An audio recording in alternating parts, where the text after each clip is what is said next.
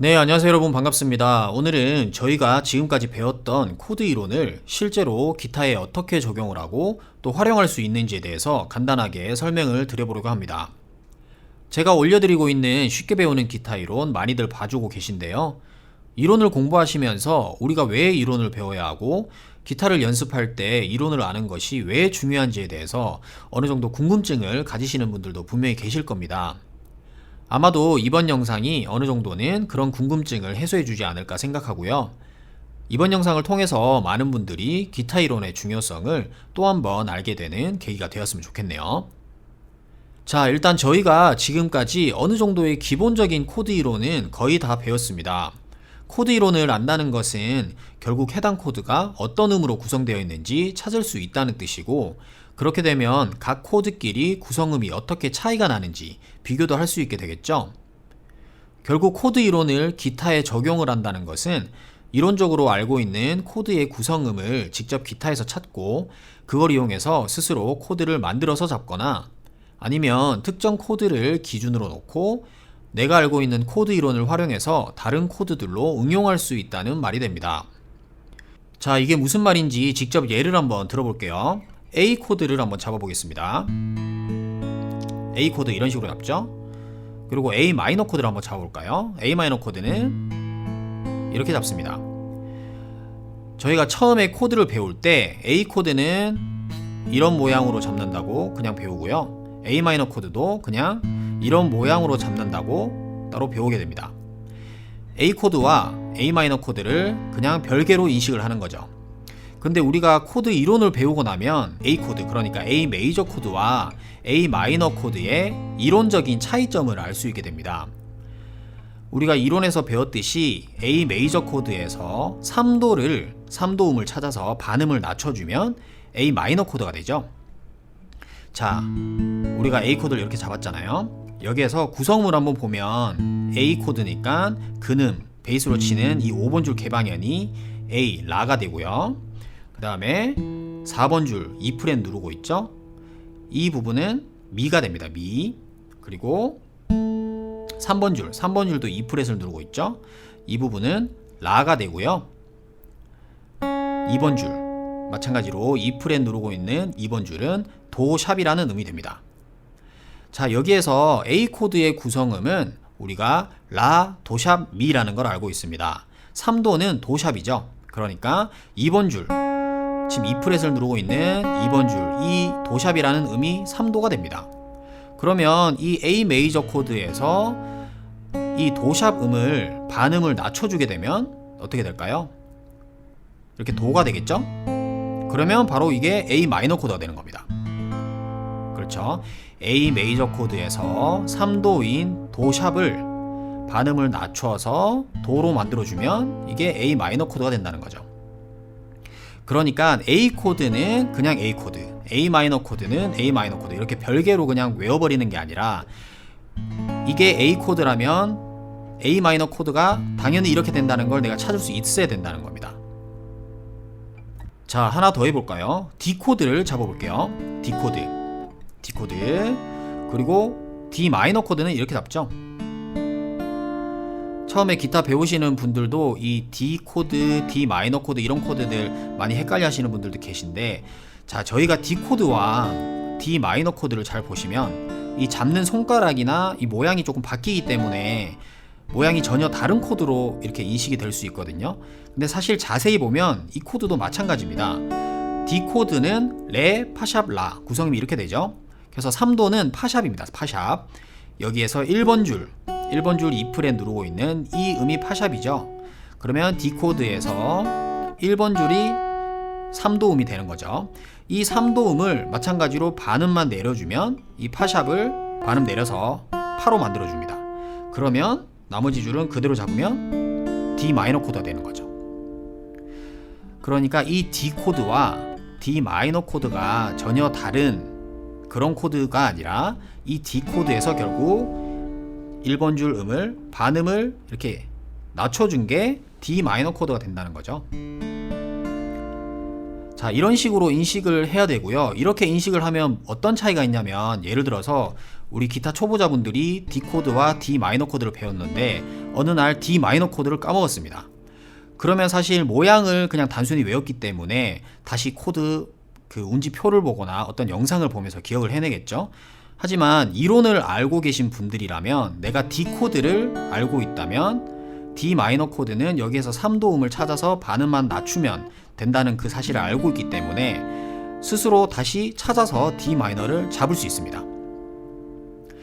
결국 코드를 까먹는 그런 빈도수도 당연히 줄어들 거고요. 내가 잠시 까먹었을 때 어떤 다른 코드를 기준으로 해서 이론을 활용하면 내가 잠시 까먹었던 코드도 다시 또 유추해서 생각해낼 수 있다는 거죠. 다른 코드도 마찬가지입니다. 이 코드 이렇게 잡죠. 이 마이너 코드는 우리가 검지손가락을 뗀다고 배웁니다. 그죠? 이 코드에서 검지손가락만 떼면 이 마이너 코드라고 배우는데, 이 검지손가락을 떼는 이유도 결국은 3번 줄 1프렛을 잡고 있는 이 3번 줄이 솔샵이죠. 미, 솔샵, 시 이 코드의 구성음인데요. 3도는 솔샵입니다. 이 솔샵을 반음을 낮춰서 솔로 만들어주기 위해서 검지손가락을 떼는 거죠. 그러면 마이너 코드가 되는 거죠.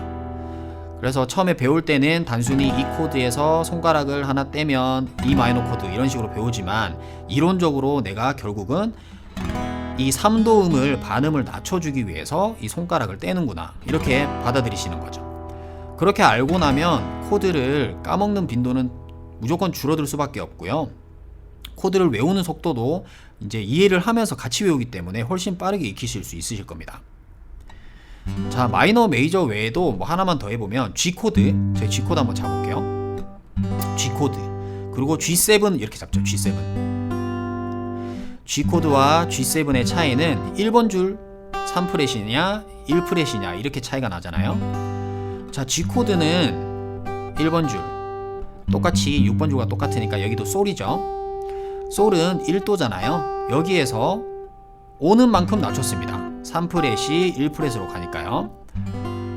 자, 우리가 그 세븐스 코드 배울 때 G 코드 G7일 때 G7은 단 7도죠. G 메이저 7만 장 7도고 G7은 단 7도를 추가하는 거잖아요. 메이저 코드에서. 그러면 계산을 할 때 제가 1도를 기준으로 해서 오는 만큼 내리면 단 7도가 된다고 했죠. 그게 바로 이 코드에서 적용이 된 거죠.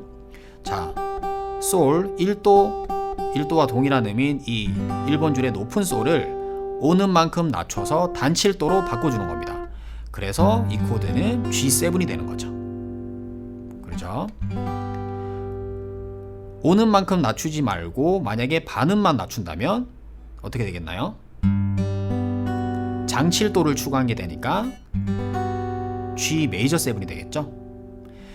G 메이저 7, G7 이렇게 되는 겁니다.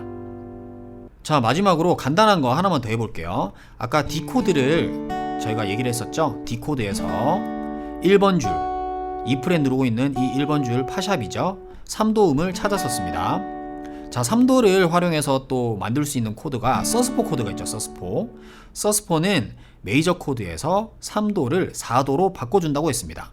그러기 위해서 3도를 찾은 다음에 반음만 올려주면 된다고 했었죠. 그러면 이 D 코드에서 3도를 찾았으니 1번 줄인 파샵을 찾았으니 이 파샵을 반음만 올려주면 당연히 서스포 코드가 그냥 되는 거겠죠. 이런 식으로도 활용을 할 수 있다는 겁니다. 3도를 반음 올린 거죠. 그러니까 이 서스포 코드의 이론을 내가 알고 있으면 사실 서스포는 폼을 따로 익힐 필요도 없다는 뜻이 또 되겠죠. 메이저 코드에서 3도를 반음만 올려주면 되니까요.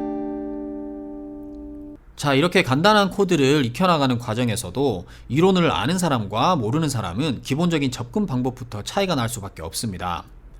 우리가 처음에는 기본적인 코드 몇 개 정도는 단순 암기만으로도 충분히 잘 익힐 수 있죠.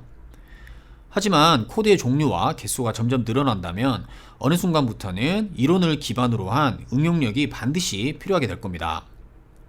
만약 그게 없다면 코드 실력을 키워나가는 부분에서만큼은 절대 극복할 수 없는 부분들이 생길 수밖에 없을 거고요. 항상 헷갈리는 코드는 반복적으로 계속해서 헷갈리는 그런 경험을 하게 될 겁니다. 지금 이 영상을 보시는 분들은 이렇게 한번 해보시기 바랍니다. 내가 단순히 모양으로만 외우고 있는 코드들을 하나하나씩 구성음을 찾아보시고요. 왜 이 코드를 이 모양으로 잡게 되는 건지 이론적으로 한번 접근해 보시면 늘 내가 잡아왔던 코드들이 아마 새롭게 보이기 시작하고 뭔가 기타 코드를 바라보는 시야가 한순간에 확 넓어지는 그런 경험을 하실 수 있으실 겁니다.